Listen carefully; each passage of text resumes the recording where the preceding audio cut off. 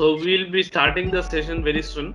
So today, I hope everyone you know that this is the session one of our initial technical session. Mainly focusing on how to work on eLinux, right? So what is eLinux and Linux architecture? So all those details will be provided today. So I welcome everyone to the session, and I request Vasu sir to take the stage for further presentation. Basically, if you have any questions, as usual, please write the questions on the chat box. We will be answering the questions at the end of the session. Thank you. Yeah, thank you, Ashraful, and thank you all the participants. Apologies for the delay. As it is a technical session, I believe all technical guys know at the end of the day we have some technical issues. And that's the duty to fix it. So yeah, finally we are on. So yeah, so good afternoon, everyone, and thank you for joining us. I believe a couple of us have been tuned to us with open sessions series, which we started last month, and today is the first day of technical session series. So I just first of all would like to little bit brief about what is open session and what is technical session, basically, right? So after 8 years of operations of FiTech India, basically, and then with my experience of 15 years in embedded and around 20 years of software development experience, basically. So I have been looking different prospects and then like see how we can grow the ecosystem in India, mainly the product design and manufacturing. And it is not limited to India. It's for globe. So design and develop and manufacture for globe. So that was the major intention. Um, Ashraful, hope I'm audible. Yes, you are audible. Okay, thank you. Clear, So Balan, your open screen is session. visible. Yeah. So open session we started last month with an idea that like we push the product design and manufacturing in India. So wherein which was more introducing the ecosystem partners. So example, who all the chip manufacturers are there, who all the means from a chip processor, sensors, connectors, components, right? Like so who all ecosystem, what all ecosystem available in India with respect to the product design, basically, right? Now from today onwards we started the technical session. If you see the title itself, enabling embedded system designs, basically, right? So the here the idea is all about once we identify something to develop and how to develop, basically, and getting a little bit more into the technical part, right? So now today's topic, let's jump to the today's topic. The today's topic was embedded Linux system architecture and then boot process of embedded Linux system and taking a platform, rugged board, as a reference platform. So before jumping into the embedded Linux system architecture, I thought like it would be nice if we have a little bit of classification of the embedded systems, because as I know, many of us would be from microcontroller backgrounds who for whom embedded Linux would be the first time. So I thought like it would be nice if we at least try to classify those embedded systems. So this is not any standard or so. This is from our past experience, and then how we talk on with the multiple industries and try to identify the systems, right? And then also it brings a lot of techno commercials classifications. So if you see the S1 system number 1, which is actually 1.0, I wanted to say system 1.0 is more MCU based. I believe when I say MCU, it is a microcontroller, the smallest microcontroller. Earlier to microcontroller, you used to have all discrete and analog systems, right? So after that, you made it digitalized. So the digital part is S1.0, and which is based on microcontroller design, right? Especially if you see the system one, it is more a very small systems, like it could be a smallest system like your toothbrush, it could be like your wristband, which just sends your heart rate or the temperature over a Bluetooth to your mobile, right? So it could be in embedded, it could be anything which is IO controls, like your relay or your it is your current sensing part, wherein which your 8-bit or 16-bit or 32-bit microcontrollers comes into the picture, right? So wherein which the very first thing is, it is a very low power, it is a very small system and low cost system. Basically the code of the system would be mainly in kilobytes, right? So and the code can be done in a bare metal or a small RTOS. So now when you say RTOS today, the biggest name you would be hearing would be the FreeRTOS, right? So similar to FreeRTOS, there are multiple RTOSs. So we would have a particular session, a dedicated session on FreeRTOS, and Zephyr is one of the latest RTOS. And there are many RTOS like Contiki, Riot. There are multiple small RTOS for microcontrollers are available. The biggest name I spelled out, which is the FreeRTOS. The latest one is Zephyr. The oldest one would be the Contiki, and then like you have Mucos. So these are some of the RTOSs basically, right? So now when I say this S1 in terms of ARM, because in the beginning of last month we have talked a little bit on the embedded processors. So now if you really see on this S1, this will be more based on Cortex M0 or M3, M4 kind of stuffs, right? Like so M7 comes between S1 and S2. But like you can, for S1, you can say Cortex M0 or M3 is the best example, right? And then like for a non-ARM based, it would be your 8051 based or PIC microcontroller, MSP 430 microcontrollers and all basically.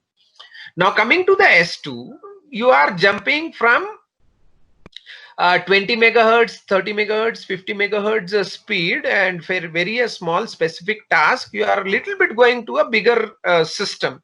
Example like your gateway, IoT gateway, or earlier you used to call, in industry we used to call RTU, remote terminal unit, or DCU, right? Data concentration unit, or like the most industrial term would be data logger, right? So or like HMI. So these are the system which comes under S2.0.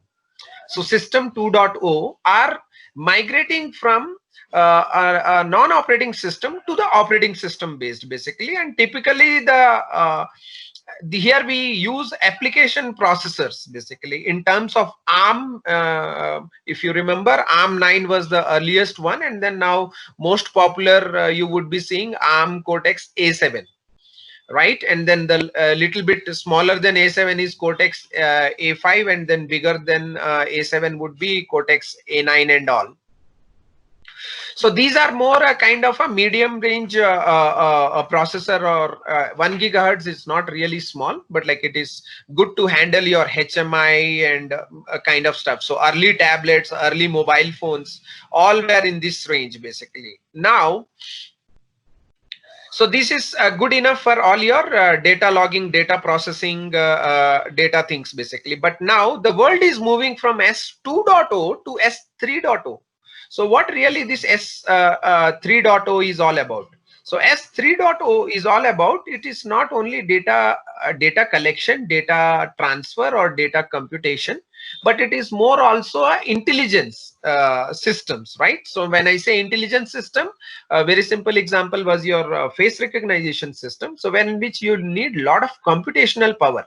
So now slowly the embedded systems are also moving towards having a local computation. So now today, whatever the IoT we are speaking, right? Like, so we capture an image and we send it to the cloud and it do a lot of analytics and give you the results. Now slowly you are seeing that the demand of that is also coming, saying that why to send to the cloud? Can't I do it? Can't I process it in locally? And can I build an embedded system in that? So which is not something called as edge computing devices, right? So wherein which it's not only the processor, it is more a processors which are 64-bit, like say your ARM Cortex A53, A72 and all, which are more 64-bit high computational processors. And not only about the processor, but also about it have a lot of companion accelerators, hardware accelerators, like your GPUs. In terms of NVIDIA, you call it as a CUDA GPU, right?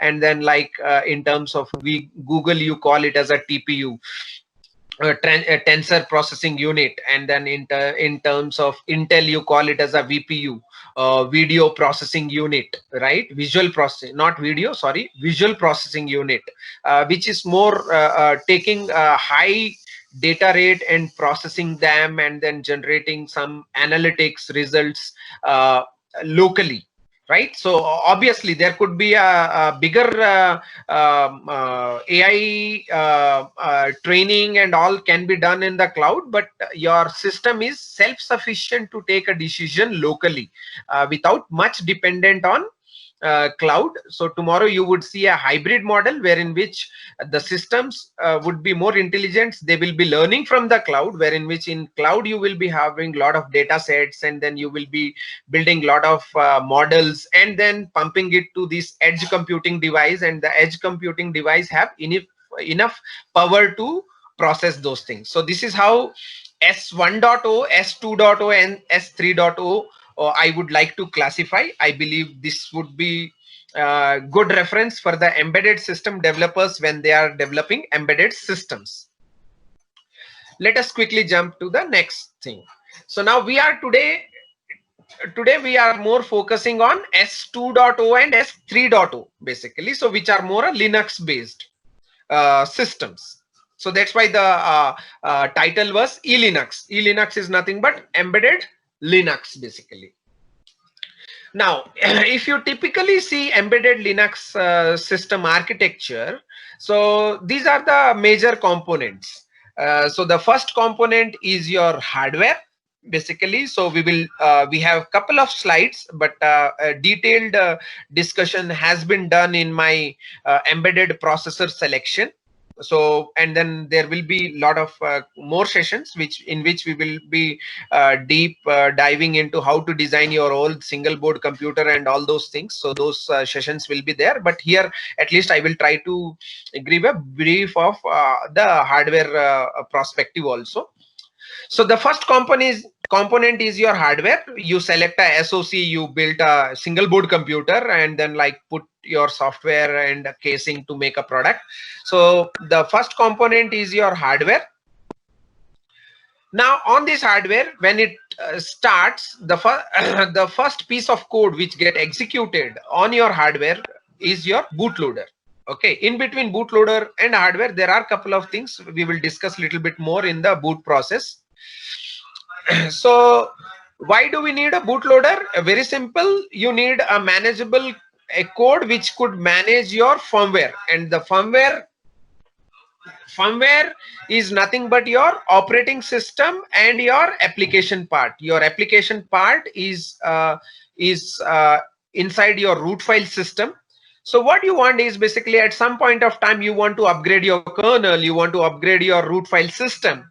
So you need some sort of firmware upgrade mechanism or a small piece of code which prepares or initialize your basic hardware and take the responsibility to load the operating system. Today, this is a very basic structure, but like nowadays you would see virtualization and you would see multiple operating systems can load, or they can be multiple operating systems can be live. You can switch from one Linux, one operating system to another operating system without restarting the system. That is more a bigger picture, next version of the picture. This is a very basic system architecture which I am trying to put it in front of you guys. So the first component, as I told, the bootloader, which is more responsible, the first piece of code which initializes the hardware and take the responsibility to load your operating system. Now, when I say operating system, the operating system have two parts, the core operating system and the functional operating system. So the core operating system is your kernel. The actual operating system which you really use or interact is your actually the root file system. So together you call it as a operating system.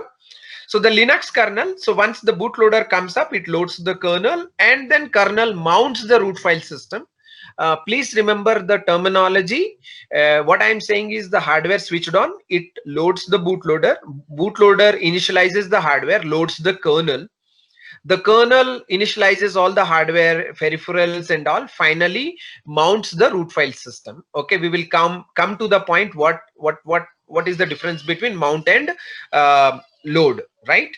So here, once the kernel prepares, it loads the root file system. So the root file system is the biggest component, wherein which you have all your system libraries, user libraries, system applications, right?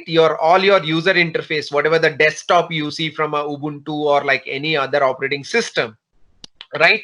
So this is the component which makes you to look and feel different operating systems. So below this, more or less, this architecture would be the same. There would be different components when you change from one SoC vendor to another SoC vendor. We will talk a little bit in deep in that. So we have hardware, we have bootloader, we have kernel, and then we have a root file system, right? So example, the very simplest example I would say, you have a laptop and you have installed a Linux in it. And then if I ask you, just check whether the Linux is running or not. If you are a user, what you would do, you will go to the desktop and click the first application. Nowadays, you might click would be the browser, and then open some website and say, yes, the system is working and the internet is working. This would be your acknowledgement for me when I say, just tell me if your system is working or not, right? At the same time, if you are a developer, probably instead of opening a browser, I think you might have done Control-Alt-T on your Ubuntu system, which will open up a terminal, and then like you type ls command, and then you would see, yeah, some directories or files are listed, and then you will say, yes, now my system is working, right? Now, we talked about two things. One is the web browser as an application, and another application, system application or a tool called ls, right? So ls is a command, and similarly you have opened a browser either through UI or through, you can also through command line you would have used. So both are these applications. So what are the difference between these two applications? One is the user application and another one is the system application or a system tool, right? So now both these tools, are part of Linux kernel is the simplest question for the microcontroller guys. Okay, so this is more for a microcontroller guys to enable to really understand ki bhai, what is going in Linux kernel and what is on top of Linux kernel, right? So now when you say ls or when you are opening up this browser, so all these are the applications which are running on top of Linux kernel, right? So Linux kernel is just a platform. So when you talk about the kernel, the basic components of any operating system would be the major four basic components, I would say. The first component is your process management. The second component is your first component is your scheduler. Second component is your process management. Third component is your memory management, and fourth component is your device management, right? So these are the core basic components. When you write these algorithms or put together, you get a Linux kernel or some sort of operating system kernel basically. But these all guys, when you say scheduling, scheduler, or process management, memory management, device management, actually you are not able to see or feel or interact all these guys. So this is a kind of a services which is running on top of your applications, right? So the kernel or a operating system which provides the fundamental components like scheduler, process management, memory management, and device management, which you call it as a core operating system. On top of this core operating system, which you really can't directly touch or make use of it, but you run your applications also on top of it. And then the applications like ls or like whatever the commands you use, those are system tools or system applications, and whatever the user applications you use basically, right? So example, for a Linux command line user, you if you have to stream a video, you would launch a GStreamer. So GStreamer again is an application, right? A streaming application. So these all are part of your root file system. So what are the major components of root file system? Your system tools, system binaries or system libraries, user libraries or user binaries basically, right? And then configuration data, and then user data. What is the user data? The simplest, most if you are not a developer and a user, the biggest data you would have in your laptop is your movies, photos, and all those things, right? And then you are more a developer, then you would see lot of code, lot of documentation, lot of data sheets you would see. These all the data.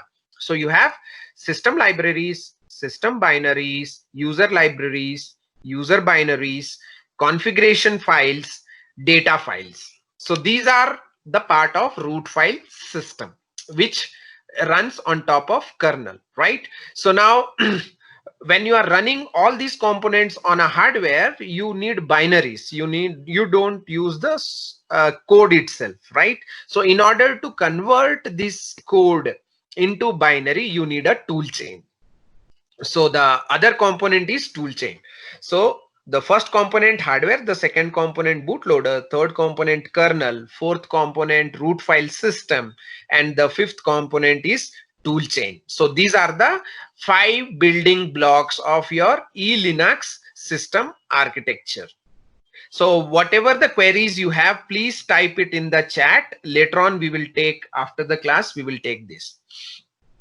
Now coming to the operating system, so that's what we have talked about, right? Now when I say Linux operating system, today we are proud to talk on Linux operating system, because now I can say at least the people who have been joined in this session, at least all of us would be a Linux users. Not Linux user in terms of your PC, but Linux user in terms of your products which you might be using for your personal use or at your home.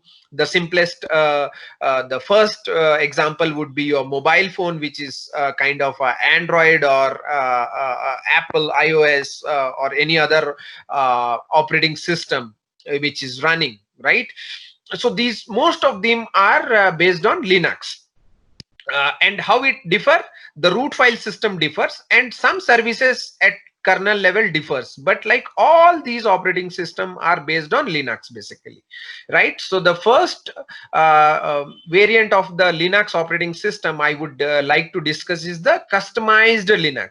So as a Linux developer, I really don't go with any of the ready-made distribution, because it comes with a lot of flexibility, which are pros, but at the same time it comes with a lot of overheads, which are cons, right? So for example, today if I want to use any small system, if I have to run Android, then at least minimal to minimal I need to have a 2 GB or 4 GB of RAM, and then like 8 GB of flash. So this is the basic need right? So on the one hand, it is giving a comfort and flexibility. On the other hand, it gives a lot of overheads, at least when you are saying a embedded Linux guy. Okay, so in terms of embedded Linux guy, you would always prefer to have your own Linux operating system. And this Linux operating system, you need not to write it from scratch. So there are a lot of build systems. The today's industry de facto build system is Yocto. So we would be having dedicated sessions on Yocto, and you have a build root, and then like you have a PTX dist is one of the build system. So likewise, there are many build systems using which you can build your all these components, all these things, whatever you are seeing. The four components: bootloader, kernel, root file system, and toolchain. All these components you can build using your build system. So please remember two names in this: Yocto and build root. These are the two names you can remember when I say custom Linux. Then when you come to an embedded domain, so the Debian is the oldest distribution for the embedded systems basically. Okay, so nowadays the more popular one is Ubuntu. So Ubuntu is again derived from Debian. Similarly, you can see now, because of lot of notebooks and all, like you can see Chrome OS, and then recently you would have seen the Open Web OS basically, and then similar to Android. So these are like a kind of when you look for some alternate to Android, so these are the operating systems, right? So the Tizen is more Samsung initiative. Open Web OS is more LG initiative now, right? Major, I'm saying major, they are not the owners, but like the major of the contribution and all.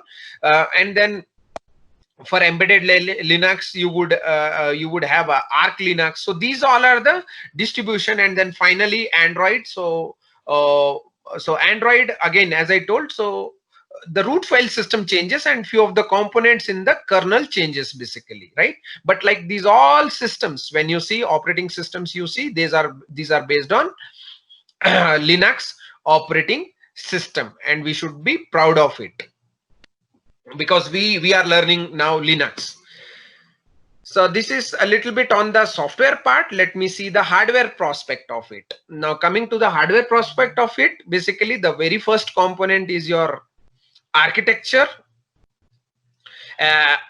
If you remember, like the people who have attended my embedded insights of embedded processor session, basically we have gone in deep on each of the topic. Here I will not cover in deep, but just wanted to give the definition. So the first component when you are building your hardware you have to decide which architecture all about basically, right? So the architecture, what is this architecture? So the architecture is nothing but the specs which define your instruction set of a processor. So the specifications using which you define the instruction set, right? And then companion hardware modules, whatever the hardware modules need to be there as a part of to execute this instruction set in an efficient way. So those all components we define, put it together and call it as a architecture, right? So it is not a physical component, it is just a specification wherein which you write all the set of rules. Say, let us suppose my processor need to execute, say, should have at least 200 instructions, out of which 150 instructions are normal arithmetic instructions basically, and then other are more DSP instructions kind of stuff basically. So those all components, instruction set definition, and the additional hardware things, those all goes as a part of architecture. Now next to this, once you take this architecture, you give it to a VLSI programmer or VLSI programmer who would write his code in Verilog or VHDL or System C language, and then put that code into a FPGA, then you get a processor which you can evaluate basically, right? So this is a soft processor. This is a soft processor which you can put together. So right, so once you have done this architecture, then you start coding to develop a ALU, to develop a general purpose registers. You write coding in VLSI and Verilog, the timing and control units basically. So all these things you try to code in a hardware programming language and put it on a FPGA to validate, and further you send it to make a silicon out of it, using which you can make a processor or core.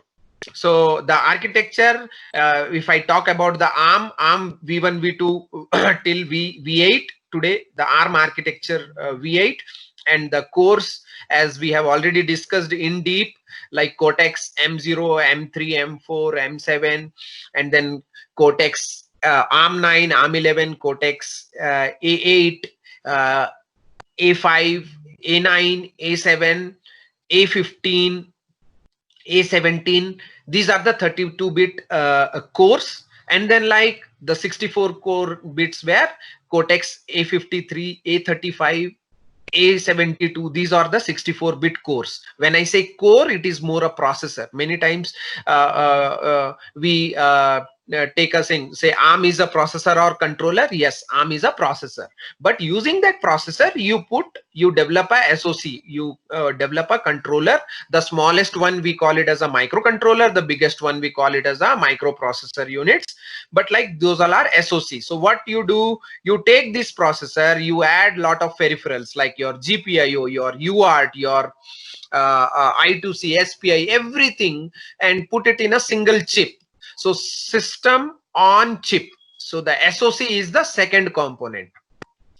We had the architecture, which is the specs converted to the processor. The processor again is a standalone. It do not have all the peripherals. We add the peripherals basically mainly in terms of GPIO controller, UART controller, I2C controller, SPI controller, USB controller, Ethernet controller, CAN controller, display controller. So these all things, IPs, again, these all are small hardware components which you put together in a single chip, and then you make a system on chip.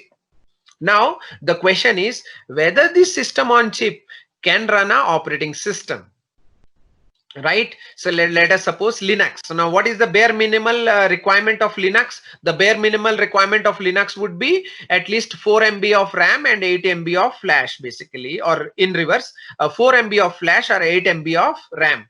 You can do it much smaller than that, but I'm saying a decent one, right? And then you should have a processor with a MMU, right? Memory management unit basically. So you select the processor, and then you need this 4 MB of flash and 80 MB of RAM in addition to this SoC. So you can't run directly a Linux operating system on this SoC. What you need a RAM and you need a flash to run an operating system on this SoC. So for that, what we do, you design a board. So now designing a board, earlier it was more a flat design. Nowadays it is becoming a modular way. So what with the modular way, the system on module.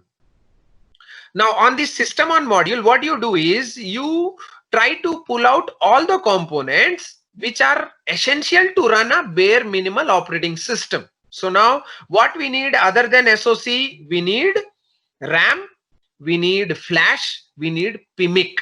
So these are the very basic components: RAM, flash, and PMIC plus SoC, your MPU basically. So these 4 components, when you put together, then you can run a operating system on top of this component. Normally we call it as a SOM, system on module. So system on chip and system on module. System on module, wherein which you have took the processor, you have took the RAM, you have took the flash, and then added PMIC. So it is like you have assembled your CPU of your PC. When you take your PC, what you do, you buy a motherboard, you buy a processor, you buy a hard disk, you buy a RAM, and then you buy a cabinet. Cabinet more in terms of your SMPS, right? The most part of the cabinet is your SMPS, more important part. So SMPS, motherboard, processor, RAM, and hard disk. So in embedded, I am saying processor is your SoC, right? And then you have RAM, and then hard disk is your flash, SMPS is your PMIC, power management IC. So why PMIC? Why can't we go for a simple linear regulator or a switching regulators? In SoC, now these all SoCs are more power efficient one, wherein which it needs many voltages starting from 1.2, 1.8, 2.3, 3.3, 3 volts and 5 volts. So these many voltages you have to generate. And if you go for a switching regulator designs, basically you need a lot of component, which increases a lot of PCB size and complexity and noises.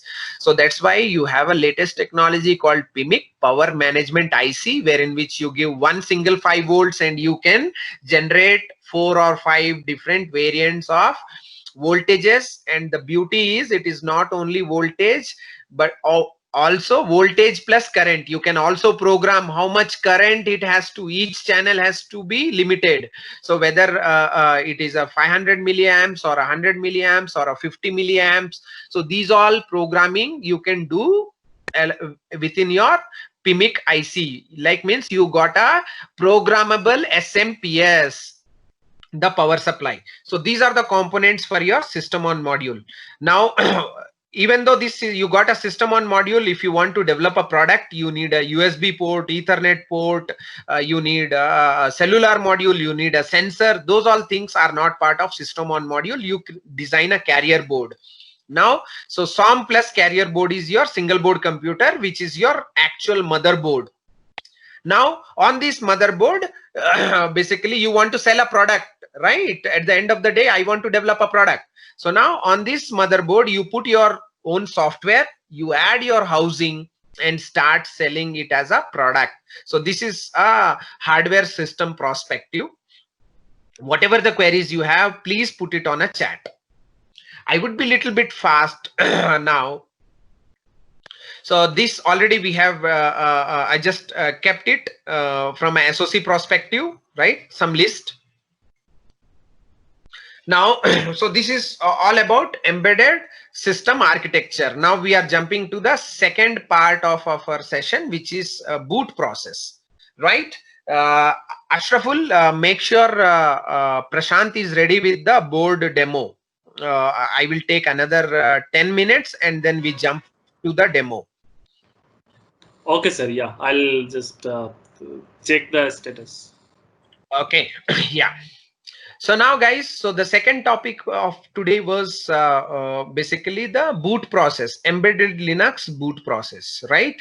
So now this embedded Linux boot process, so we try to use our open source hardware. So the rugged board is a open source single board computer developed by Phytech and partners, right? So in between you can see this is the system on module which we discussed over here.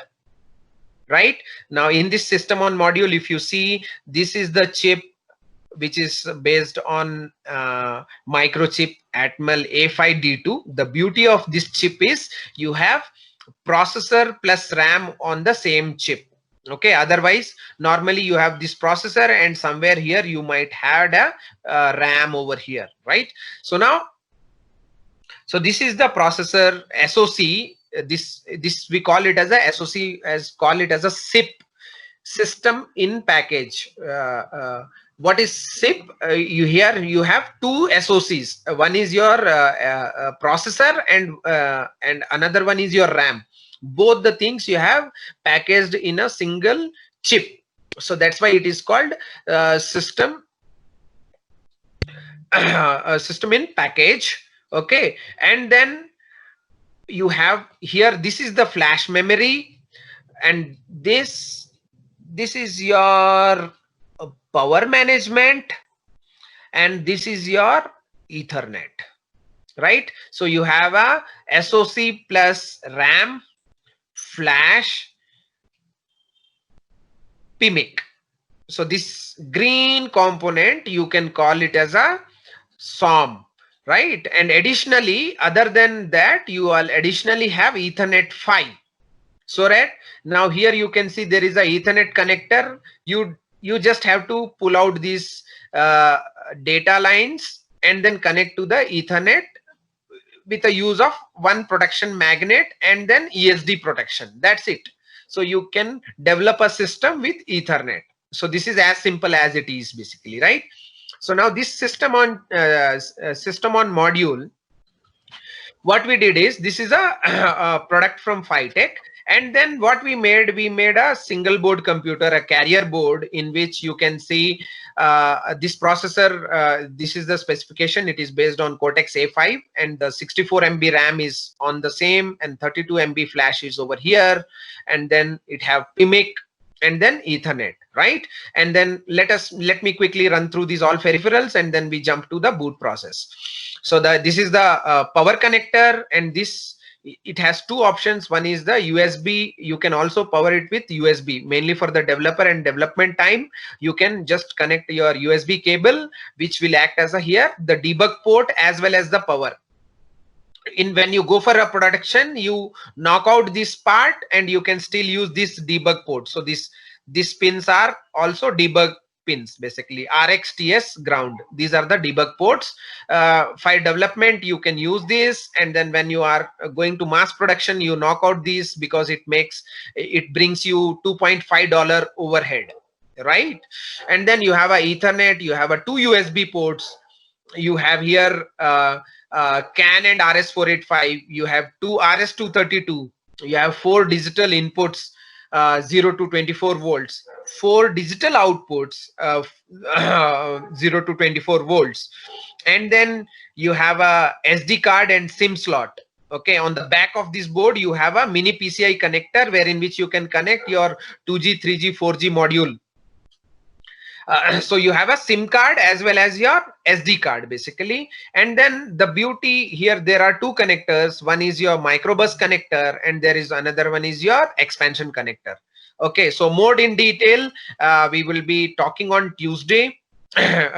Or probably on Saturday. The hardware design of this board we will talk on Saturday. Okay, let me keep it short. Now let us see how the Linux operating system boots on this board. Okay, now these are the different parts which are available on this board.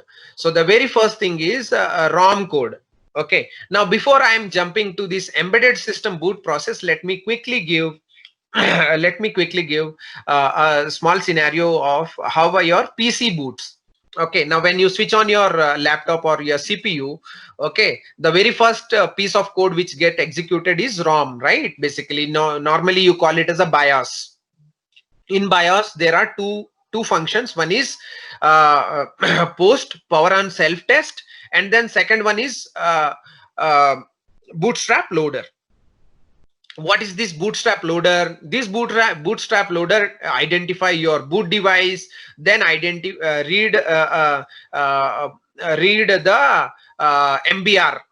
The people, the seniors from the PC knowledge, they might know what is this MBR, master boot record, which helps to identify which partition, what are the physical partitions on a hard disk or any storage device, right? So the boot ROM code, so the first part is post power on self test. Nowadays it is less significant, but in olden days it is very significant, because there used to be, for each function you used to have a physical cards, right? When I go to my first PC, which was based on 286, and then I used to have 4 MB of RAM and 64 MB of hard drive. That was my first PC which I used for my C coding in year 2000. Those were the second species, basically. So in that, like for each of the, when you want to have a network connectivity, you need to have a LAN card. If you need to have a display, you need to have a VGA card, and then you need to have a audio, then you have a sound card. Like this, you need to have a multiple cards on your motherboard, because of which you need to take care of the physical connectivity. So that's what has been tested by POST, power on self test, which actually verifies whether all the required hardware is connected properly. It is just, it sends a electrical signals, and then see there is a loop back is happening or not. If no loop back, you need to hear old PCs. If you still have, you can hear beep sounds, right? Sometimes the PC don't boots and it creates uh, beep sounds. Okay, so that used to be for the hardware guys. That used to be like your pulse. When you go to the doctor, he see the pulse and tells you have fever, you have a cold or something like that. So for hardware guys, when we used to do the hardware repair in 2000 and early, these used to be our pulse to identify the POST, power on self test. The next one is bootstrap loader. The bootstrap loader loads the MBR tells the physical partitions, and from the physical partition, then the bootloader, kernel, and root file system. This is the boot sequence of your PC. Now, when I come to a embedded system, how this differs. Now, whatever I talked about BIOS, right? Now, this BIOS in a PC, you have a separate chip. In embedded, the SoC itself have a BIOS, which is called as ROM code or boot ROM code. We call it as a boot ROM code. The boot ROM code is available within your SoC or within your processor, which you select basically. Right. So this boot ROM code, then what it tries to run, it tries to load. What is the first piece of code which has to be loaded?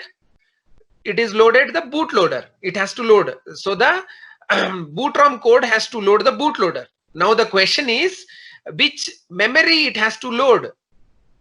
Now when you come to the memory, there are two memories. One is within the SoC, you have few kilobytes, typically 100 kilobytes, 128 kilobytes or something like that, which is called your SRAM. And then you have your main memory, which is your SDRAM or DDR. Nowadays it is DDR, earlier it also is SDRAM basically, right? So now you have two RAMs. One is your within the chip and another is external to the chip basically. Now what I'm saying is, this processor which have the boot ROM code has to load the bootloader. Now the question is, which memory it will copy this bootloader, whether this bootloader is copied into SRAM or this bootloader is copied into your SDRAM or DDRAM, which is external to the SoC. Now here if you see, I have just powered on, right? So now my processor do not know what is the external DDR or SDRAM is connected or how it has to be initialized. So in order to initialize, I need a small piece of code, right? So now because of that limitation, now I can't load the bootloader in external memory. Now I have to load this bootloader in my internal memory, which is nothing but your SRAM. Now what is the size of your SRAM? 128 kilobytes. Now what is the size of your bootloader? How do we identify the bootloader size? Very simple example, put a logical questions, whether we need in a bootloader, do you need a file system? Yes. Do you need a Ethernet stack? Yes. Do you need a USB stack? Yes. Now, obviously, when you put all these stacks, and then you also need a command line interface in your bootloader, right? So now when you put all these software components, typically the bootloader grows about 200 kilobytes. Now, you have a bootloader which is 200 kilobytes. You have an internal memory which is around 100 kilobytes, because boot ROM code also would have occupied a couple of bytes. So you are left hardly with less than 100 kilobytes. So now how to load this bootloader into this SRAM is the question. Now if I want to load, then it will load half and it will crash, because this is around 200 kilobytes and the SRAM which we have is hardly less than 100 kilobytes, right? So now the question comes, how can I do this, right? So now for this, what happens? this bootloader is divided into two bootloaders. One is called primary bootloader, and the main one is called secondary bootloader or normal bootloader, right? So the primary bootloader and the main bootloader or the secondary bootloader. So that's how we divide. How I divide is nothing but, if you are a microcontroller guy, I need to only put the serial console program, and then NAND controller, NAND code, or the flash driver, serial driver, flash driver, and SDRAM initialization driver. If I keep this and knock out everything from the bootloader, then I get my primary bootloader. You need not to write a separate primary bootloader. Take your bootloader, stripe out all the bigger functionalities, you get your primary bootloaders. Write a small flow, application code flow, saying that, like, first you have to initialize the bare minimal hardwares, you have to initialize the SDRAM, then you have to initialize the NAND, then you have to load the NAND, from NAND you have to load into the DDR or SDRAM. Basically, this is the functionality of your primary bootloader, right? So different vendors call with different names. In Atmel, we call it as a bootstrap loader, Atmel bootstrap. Atmel bootstrap. By TI, we call it as a MLO, and many of other vendors, they make it as a part of a U-boot itself. In U-boot, you have two-stage bootloader. By image, you will see one bootloader. Internally, there will be two images. One is your first stage bootloader, and another is second stage bootloader. At the time, you have only single image. But when I am saying primary bootloader and secondary bootloader, you have two images. One is your primary bootloader image. In this case, for rugged board, you have 8091 bootstrap, right? And then this 8091 bootstrap will, the major, why we need this, because I cannot access SDRAM or DDR-RAM. That's the main reason why I need this primary bootloader, which will initialize that and try to load your bootloader into SRAM. You can see over here, right? Okay, so the first step is, at the boot ROM code get executed, it checks the boot configuration pins. Sorry, I forgot. The boot ROM code will check the boot config pins. It's same like your laptop. In your laptop, when you go to your BIOS menu and you check a primary boot device as hard disk, or primary boot device, or your CD drive or pen drive, right? So similarly, in embedded, you can have the boot config pins. I don't know if I can show here. So there is a switch over here. This is an old image. In the newer image, you can see there is a switch over here in the rugged board, which is a boot config switch. If you press it, basically it will boot from SD card. If you don't press normal mode, the SoC will read the images from your NOR flash, right? So the boot ROM code first checks the boot config pins and accordingly load the bootstrap loader either from SD card or NOR flash or NAND flash or by Ethernet or UART, basically. So there could be multiple places from where these all flow can happen. That is what we call boot from SD card, boot from serial, boot from Ethernet, boot from NAND, boot from NOR. So these all things are checked by boot ROM code by boot config pins, BCP, boot config pins. Okay, and then once you identify the boot device, it loads the primary bootloader. The primary bootloader initializes your SDRAM or DDR-RAM and try to load your U-boot from your flash device to SDRAM. This is the second one, right? So the first Atmel bootstrap loader is loaded into SRAM by boot ROM code. Step 1. Step 2. This the primary bootloader 8091 bootstrap loader initialize the SDRAM, and then loads the U-boot, the actual bootloader into your into the RAM, and then it also copies the device tree. Okay, so this device tree is a small concept we will discuss maybe in the kernel class, not now. You can consider it is a small configuration for your Linux kernel, small configuration file for your Linux kernel. For today's topic, you consider it as a part of Linux kernel which has been threaded or like pulled out from the kernel, so that like you can pass it as a arguments. So in your as your C, you want to write a configurable application, you pass a couple of things as a arguments, right? You can consider this device tree as a arguments to the Linux kernel to configure the devices and parameters.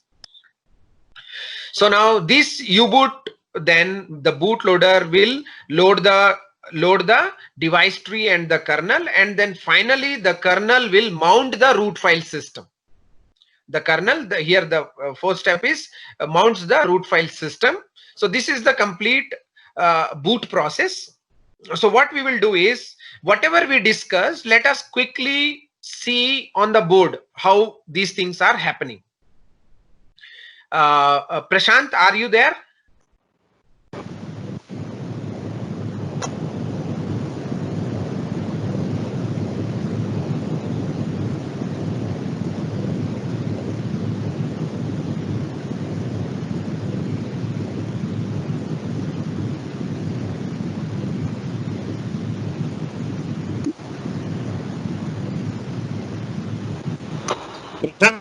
There is a lot of noise from your side.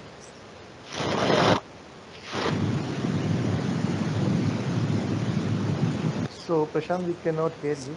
Just trying to. Hello, Prashant. Can you hear us?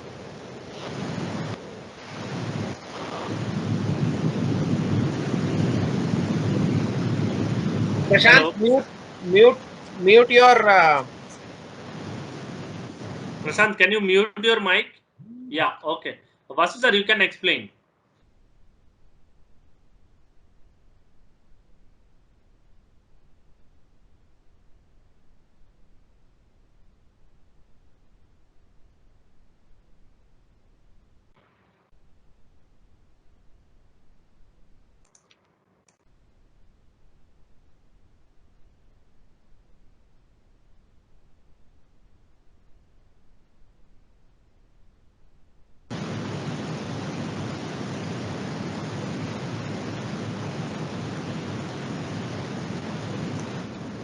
Prashant, better you keep yourself muted. Yeah. Vasu sir, can you explain?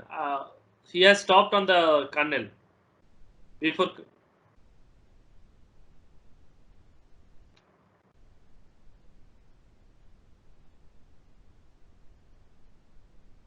Vasu sir, can you hear us? Sorry, Prashant, can you clear the console and reboot the board once again?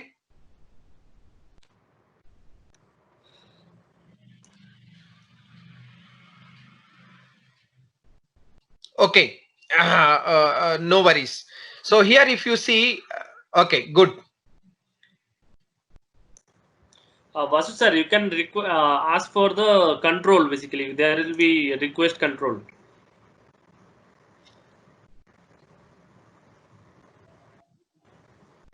I couldn't see over here. I have logged using this Microsoft Edge. Not a problem. Okay. Prashant, can please reboot once again, Ra?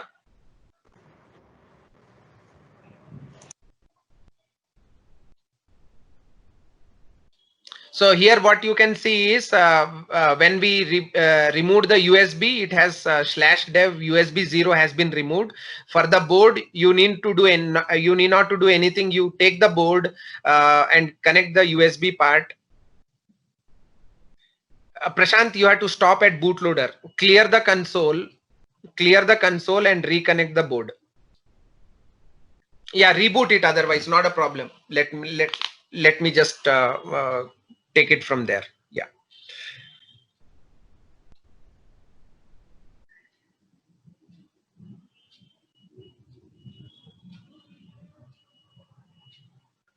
So for rugged board, yeah, that's sufficient, Prashant.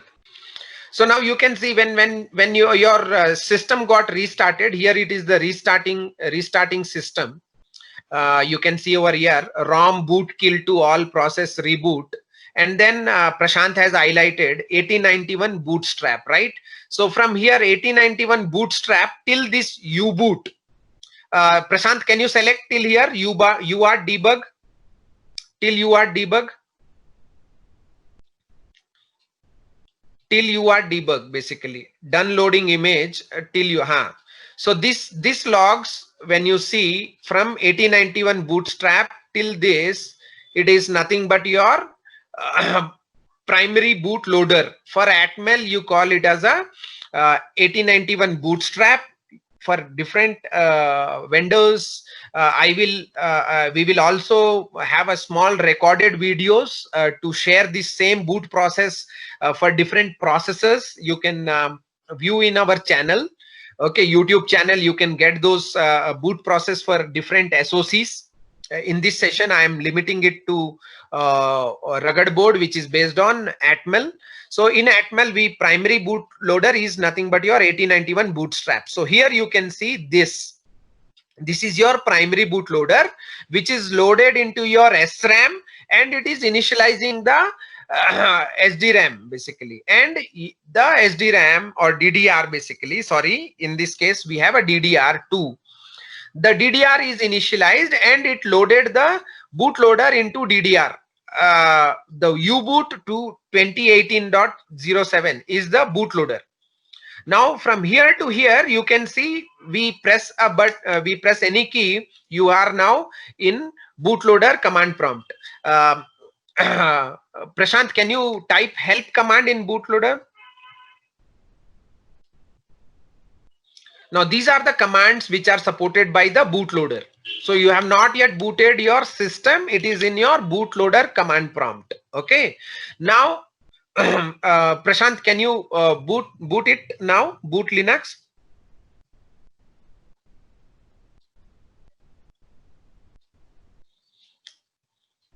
So now we are here, we are not stopping it. From here it starts, see it started booting the Linux kernel. Now once the Linux kernel initializes, here you see starting the here there is a command get executed called bootem. Where is the command get executed? Little bit above uboot.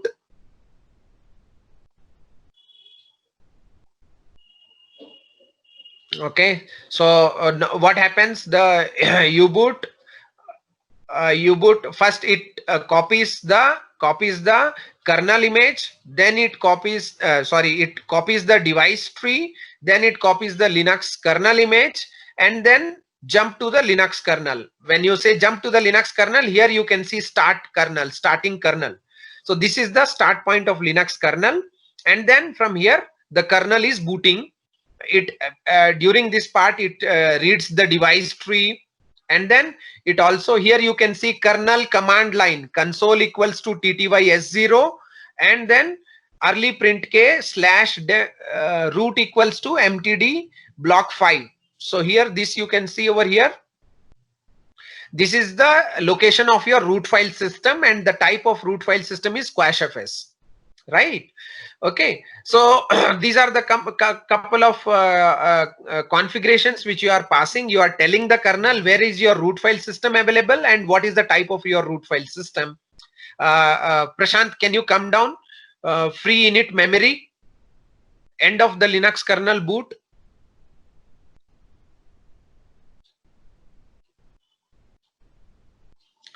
Yeah. So wait. Freeing unused kernel memory. Prashant, can you highlight this? Freeing unused kernel memory. No, above 1024K. Starting PID 112. Starting PID 112 is there, right? Just above here. Yeah. So dev temp fs, after that freeing. So from here, actually what happens, till here the kernel boots, till here it is the kernel logs, and starting from below, starting PID and all, this is from root file system. So in my Linux kernel class, we will see all the code related to this, and we will deep dive into the Linux kernel code. Okay, so no need to worry. Today we just wanted to, on a high level, this all systems, so that like you know what are the components in your embedded system, and how the Linux system or your Android system or WebOS system or a Tizen system or any your TV right now, whatever the smart TV you are buying, or like you are buying a Alexa, right? So all these guys are going through these components internally, all these things going, and the root file system starts from here. uh, Finally, this here the root file system is mounted. Prashant, can you run some command ls or something like that?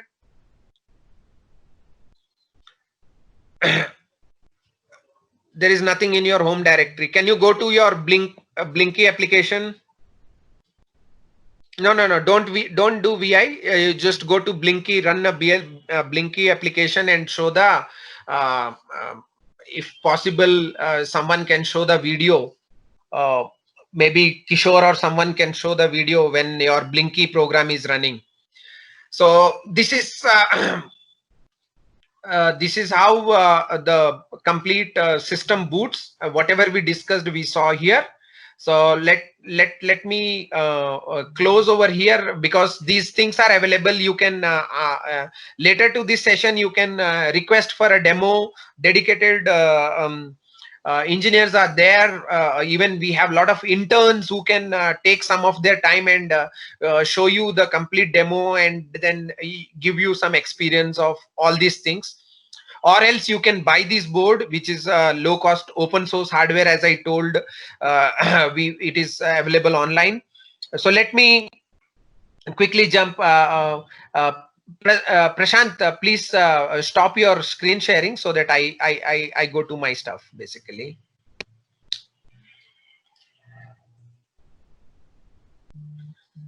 Okay, so we jump to the QAs.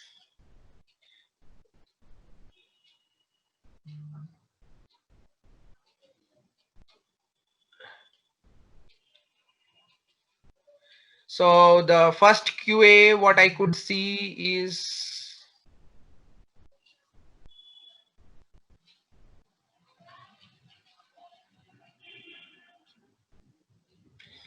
by Shiv Patil. We Linux support Docker container for OS level virtualization for delivering software packages. What about customized OS? I think we have I have spoken about your root file system. So now this Docker is also one of the small application, again, which can be enabled in your root file system, and very much you can use it. And second answer is what about customized OS? We discussed you have to build your own root file system using any build system. Example, Yocto is one of the mostly used build system. The older systems are Buildroot, and you have other something like PTX dist, and there are companies who build the customized OS like Timesys, and these all who also give the paid services to build the things. And or else you can approach to your board vendor who can customize the operating system. Either you have to do yourself, or you can go to the board vendor, or a vendor who do the software services, embedded software or BSP services. The second question was how to probably let me share the screen. It makes sense what I'm talking.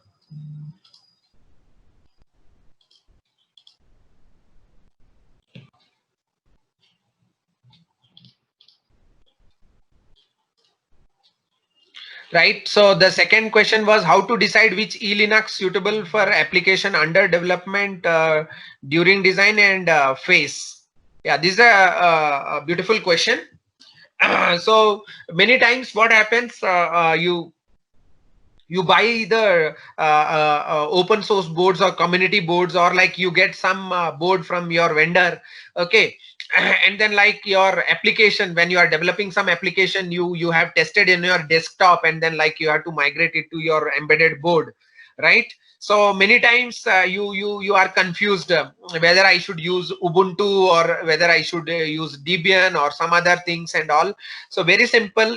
The very first point, you have to see what application you want to develop, and this application is readily available, or like what is the supporting infrastructure you have in which root file system. Start with that root file system, or if you are tied up with your vendor, so you have to follow the vendor. It's not your decision, right? So you start with that, but at the end of system development for the production grade, you have to take care the very first part, you have to take care of the security.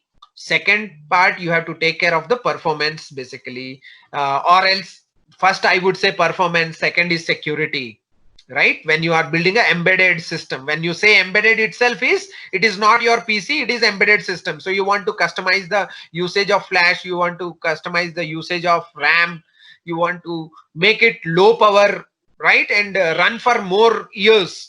So that's how. So you have to customize your operating system. As I told, the customization can be done by different build systems. Using one of the build system is Yocto, right?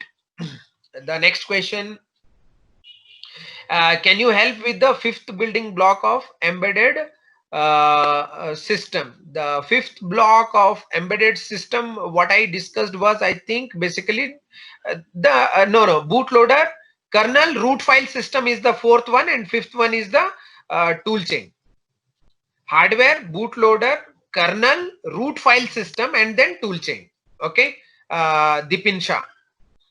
Is there a build system that helped me build all the components? Yes, most of the build systems builds everything for you.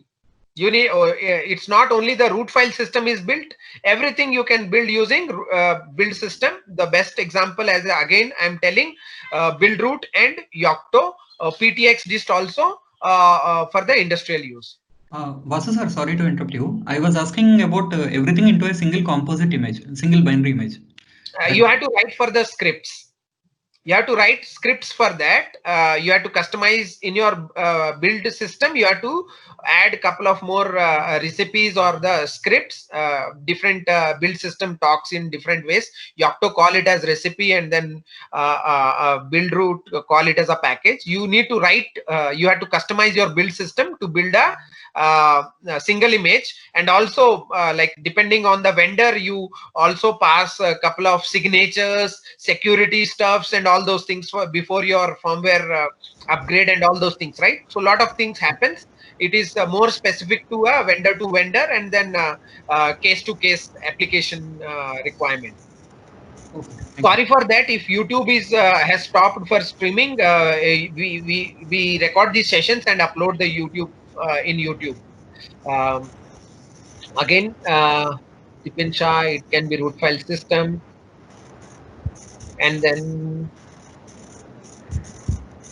how do I get previous sessions? Yes, it will be available in YouTube. If it is not ready available, give us some time. One small information I want to give: all people who are now conducting this technical session or open session, all are engineers. We all are electronics engineers doing all these web parts and all those things for you guys. So give us some time. Everything will be available to you guys. And then recommended example, PMIC chip, any part number, just to look at different. The beauty of this is you missed, I think, one of the session by NXP. So there was a PMIC by NXP, and for A5D2 in this board, what the PMIC we use is anyone can answer before me? What is the PMIC we use in FID2? It is for power management, I believe. Yeah, PMIC. No, So PMIC suspend. IC part number actually. Basuraj sir are available, or like Prashant, if you know.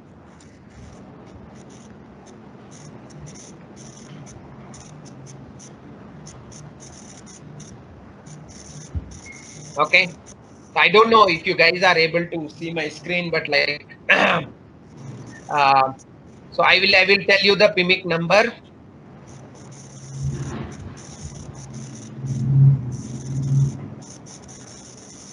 The second thing is, what about connecting internet to the board? Wi-Fi. Wi-Fi is available. WLAN. You can use Wi-Fi. There is an option in the board. If you have, Vasu sir, just a second. Miss yeah. Dr. Srinivas, can you turn off your audio, please? Mr. Oh, sorry. Srinivas Rao, Yeah, I'm sorry. I'm sorry. it's okay. I think some more person is also turned on their audio. Can you please turn off? Yeah, Vasu sir, I think you can continue. Yeah.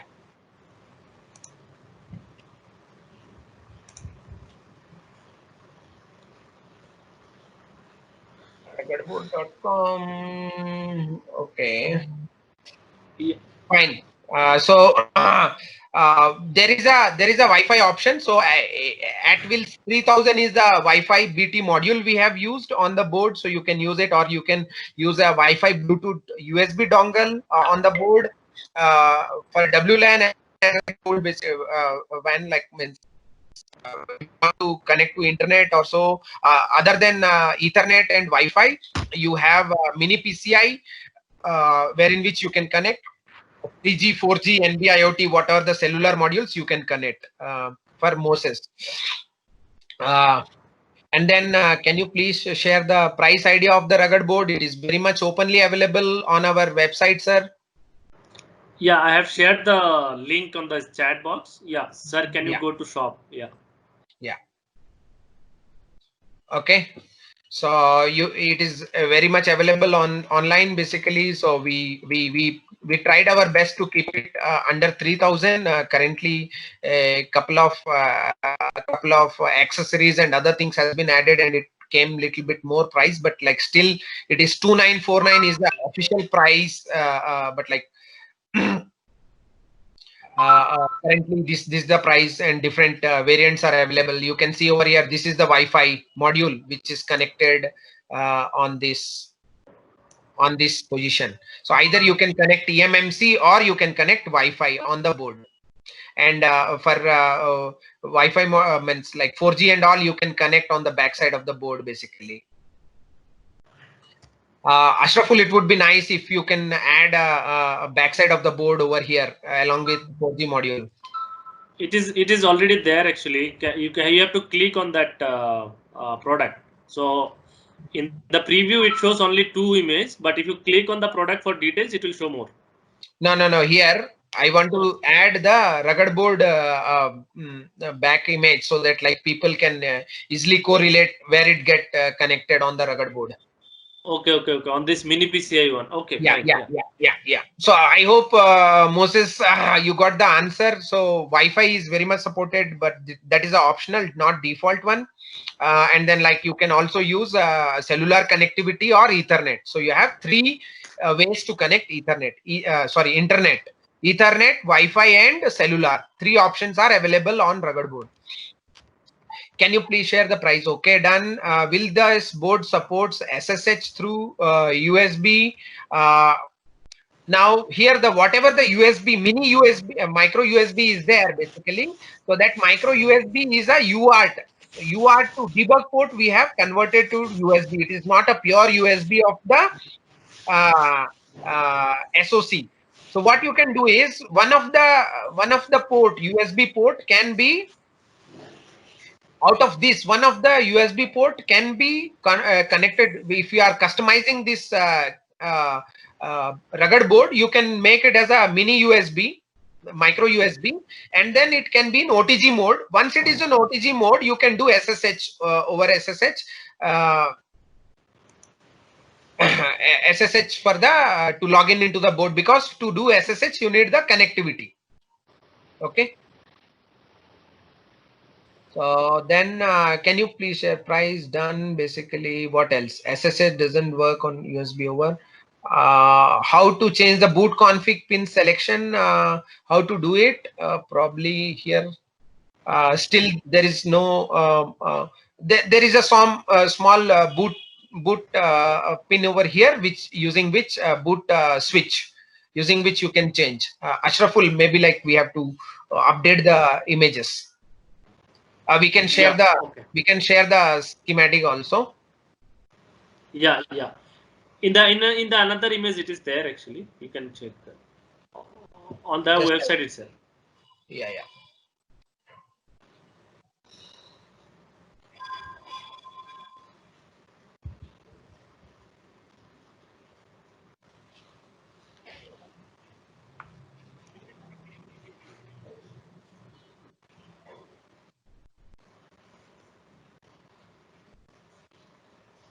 So the PMIC name is MIC 2800. I think people were asking.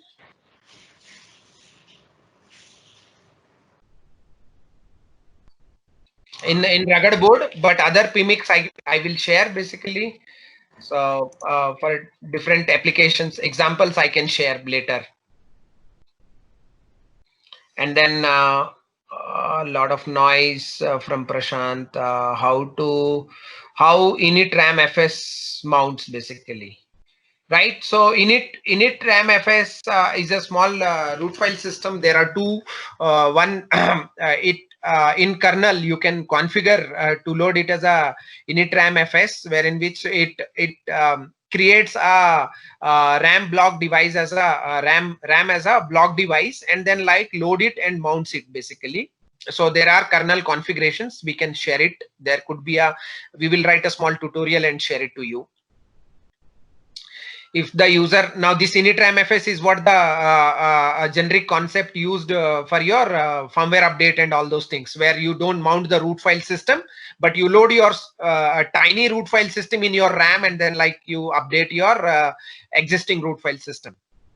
If the user is not having Linux system, he can attend the session very much basically. So we only try to give the complete technical things, and then probably the demos we will be showing in these sessions. No hands-on, because it will be restricted to 1 hour. Sorry, today it is more taking more time. We will try to optimize in the later classes. And then we have also one option wherein which you can access our boards remotely. So we would give remote target access. Initially 1 or 2 sessions we can give it for free, but maybe like later on you might have to pay for something basically, or you can take a membership to access those hardwares. Mute the mic. Vasu sir, just a second. Actually, I have read almost all the questions. Yeah. Maybe let me, and I also have answered the questions actually. Yeah. So let me important questions only because the time is already very much time. Yeah. So let me take some of the questions, like one of that PMIC part number anyway I have given on the chat. Then one person has asked, Mr. VVK, are you open for collaborative development, or you are limited to sell only the boards? And I am on an extended coding using Unicode beyond ASCII at the root level. Can we have a discussion separately? Yeah, definitely we can have a discussion separately for this. I think you have our contact details on the chat already we have given. So one more technical question here. What about the U-boot and Linux kernel programming in minimum for porting to a board? So what is the required minimum information required? So can you talk about this, sir? Sir? So minimum information, or like what? 1:33 p.m. Question 1:33 p.m. 1:33 p.m. Okay. Yeah. What about U-boot and Linux kernel programming in minimum for a porting to a board? I think the question is not clear, but anyhow, see, if you are talking about putting a Linux on a board, as I told, normally it should be 4 MB of flash and 8 MB of RAM. That is the normal which is running in your routers, right? In your home routers, there is a Linux running, and normally you have 4 MB of flash and 8 to 16 MB of RAM. So this is how our rugged board we have built, wherein which you have 64 MB of RAM and 32 MB of flash. But in past, in 2009, I have built a Linux board wherein which I had 2 MB of flash and 8 MB of RAM. So it is more the components you want to enable in your kernel, and then you want to put what is the size, the root file system. But today you have a root file system also. So the processor requirement is minimum of 200 megahertz basically, and MMU. So you can have MMU less also in Cortex M7 and all. Yeah. So one more question is the rugged board A5D2X combo having all EMI EMC certifications, or shall it be done separately for the final product? So this question actually, like, we are Is the trying to. rugged board a combo have all EMI EMC taken care? See, by design we have taken care of all those things, and then we also provide EMI EMC lab reports for your any certification. So it what we can say it is it complies to any certifications for this. So we will be sharing those reports as soon as it is available with us basically. And by default, all our products, some products, and this rugged board itself, we have made it for the industrial design. So to use as a readily for your product. It is not for a training. You can use it for training. We made it so cheap so that like you can start learning on it. But you can, yeah, it is it complies. You can go for product development as well. Yeah.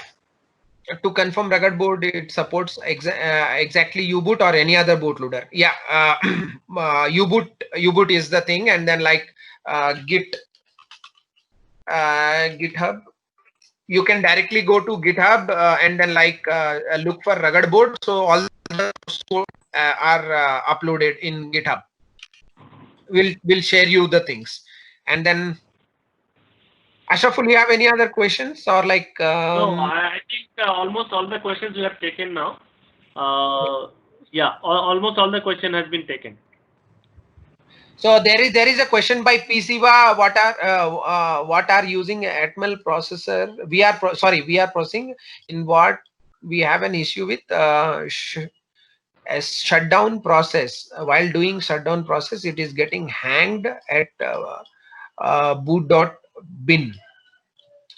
We can look into the technical, more technical, and then we'll be able to support you, Shiva. So post it on our rugged board forum.